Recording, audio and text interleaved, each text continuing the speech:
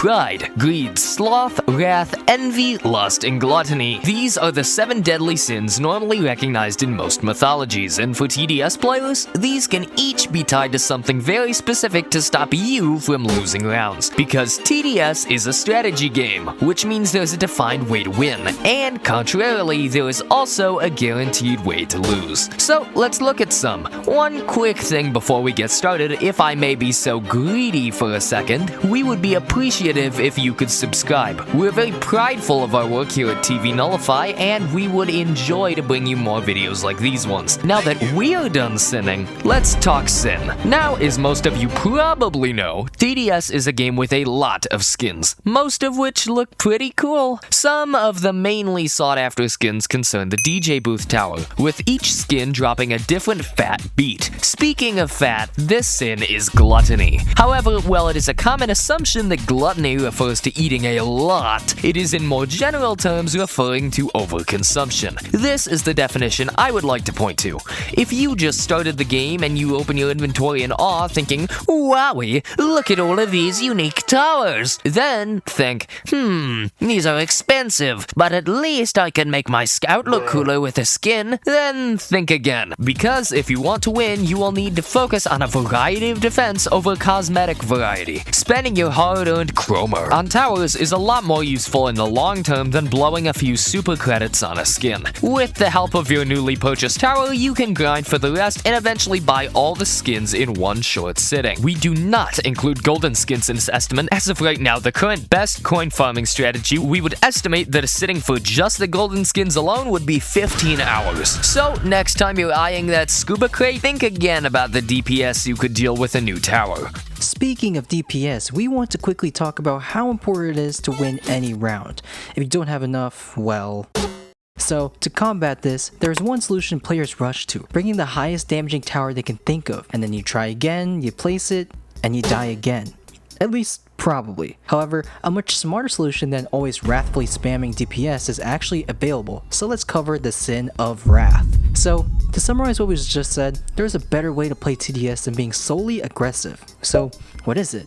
Well, if you bring support towers, the DPS from each of those DPS towers can be multiplied greatly with mere introduction of even one. For example, bringing a DJ booth to a game instead of a DPS can increase the stats of each tower in its radius greatly, providing towers, at a given time, 25% range, 15% discount to upgrade costs, or 12.5% bonus damage. However, these are only effective when on the 3 tracks, being purple, green, and red. When one is inactive at max level, it constantly provides a weakened version of the other tracks known as Trinity buffs. For more information on the DJ or any other following tower, we suggest checking out the TDS Wikipedia, linked in the description. But you aren't always playing solo, so what else could be helpful? Mainly, the Commander. At the max level, Commander constantly grants all towers in its range a 20% fire rate buff, and when using an ability grants an additional 20% stacked with a DJ, and when chained by placing 3 Commanders and using their abilities back to back, this can seriously increase damage output more than just another DPS tower in the loadout. Some other options of some support would be Mercenary Base, granting 15% damage to any tower in its range at max level, the Medic, granting up to a 15% fire rate and 35% damage buff to any selected tower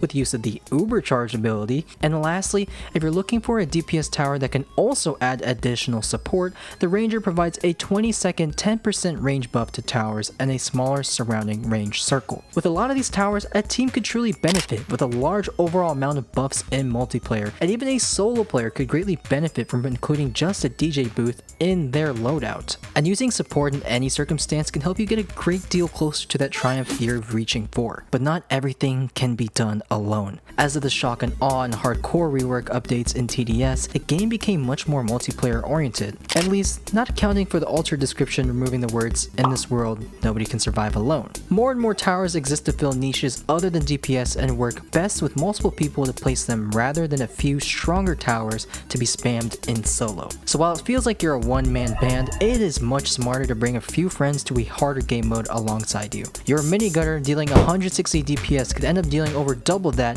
and for much cheaper with a few people worth of bonus support slots to couple with DPS. Now, I know this sin was shorter, but it's still very important. But that's right, I'm back. We would also be appreciative if you would subscribe. We love our work and we are always lusting to improve. So let's hit 10k together, eh? That's not the only thing to lust over though, because loving a tower too much isn't good. While it's usually good to bring some like the DJ booth in the Juggernaut, remember that they are not the only options. For this sin, being lust, I want to explain a quick scenario. If you're playing on simplicity, and the Gold Scout is the best option. Obviously, I mean, he has so much DPS, but who's to say he's the best on every map? On a longer map, you may find more help in Operator. Or Operator could also be helpful if you find yourself in a situation where you're very commonly leaking enemies. The roundabout point of this scenario is that towers are situationally important. Towers in Frost and Hardcore generally require a much different set of towers than even Fallen. So don't be scared to experiment with towers to find out what works in what situation. One thing I recently discovered with this method is the fact that the Spotlight Technician actually makes a good aid for flying detection in Frost, being relatively cheap to max out, dealing pretty good splash and burn DPS, and giving confusion on max. Now, don't get me wrong, I know there are some towers that'll never be bad, and all I'm really trying to say is don't be scared to try something new. For a while, I became convinced Engineer was the only reasonable starting tower due to how versatile it is. And while that is often the case in Hardcore, other modes showed me the holes in my logic. So it's really easy to fall into that hole, but all it takes is one mind change to climb out and try some new towers. But you don't need every tower to be good at the game, right?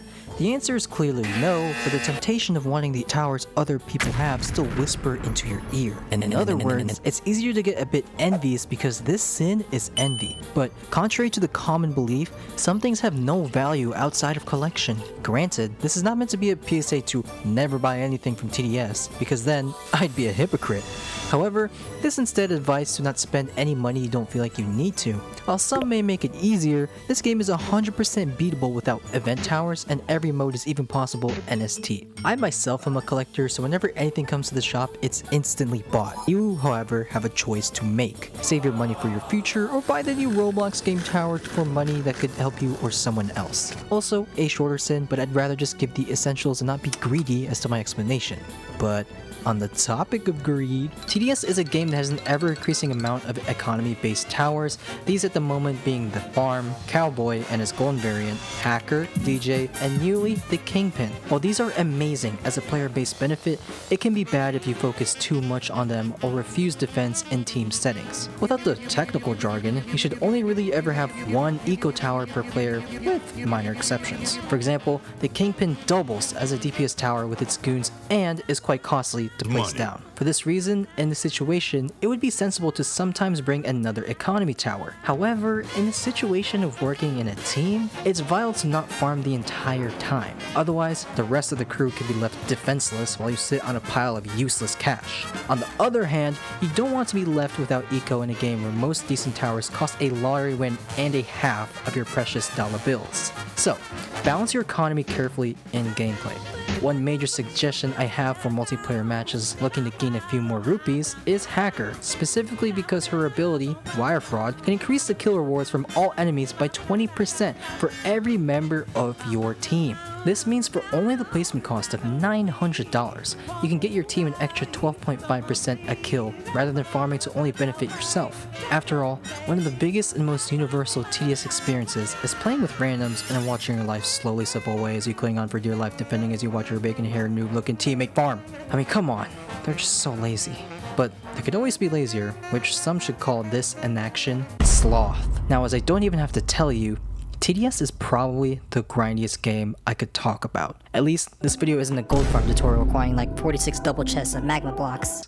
But the difference between this being ridiculous and not ridiculous is that even playing the game is optional.